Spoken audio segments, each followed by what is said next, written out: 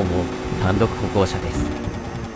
突然ですが、走っている途中で、私は標識をちゃんと理解できているのだろうか、と不安になり、思わずバイクを止めてしまいました。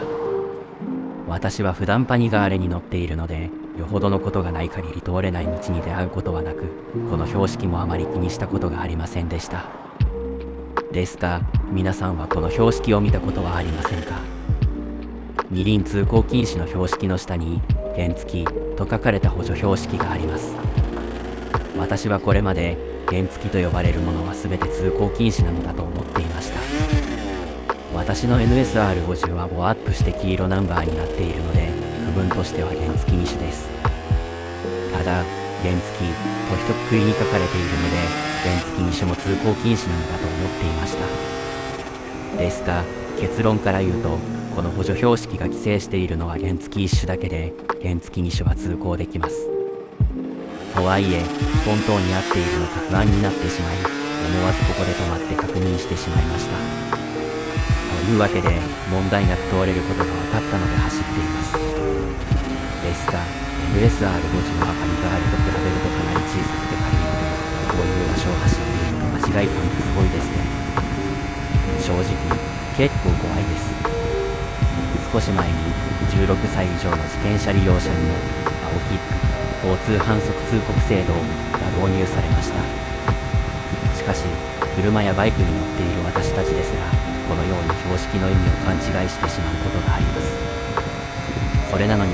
運転免許試験を受けたこともない人の道路交通法を全て理解し、守ることを求めるのはなかなか大変なことだと思います。特に今回のような補助標識は厄介で、同じ本標識でも補助標識に書かれている内容によって意味が変わることがあります。例えば、一方通行は自転車にも適用されない場所が多い一方で、自転車にも適用される場所もあります。その違いを見落とさないよう、どうしても恐る恐る運転することになってしまいますね。今回は結果的に通ることができる道でしたが、125cc 以下通行禁止の補助標識がついている場所も結構あります。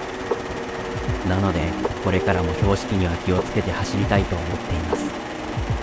実は今回も、もしかしたら通れないかもしれないと思っていたので、かなり標識を注視しながら走っていました。それでも気づいた時には路側帯が停車することになったので、あのタイミングで車線変更するのは正直無理じゃないかなと思いました。パニガーレに乗っている時より気にすることが増えて大変ですが、これからも標識をしっかり確認しながら安全運転を心がけたいと思います。皆さんもこの標識は分かりにくい、この道路交通法は紛らわしいと思ったものがあれば、ぜひコメントで教えてください。一緒にワイワイ話しましょう。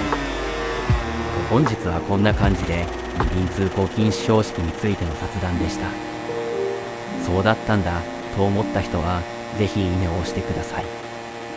ループで高速行っちゃうぜという猛者も逆にいいねいっちゃってください。また動画も上げますのでチャンネル登録していただけると嬉しいです。X や Instagram もやっていますのでそちらのフォローもお願いします。ではまた次の動画で。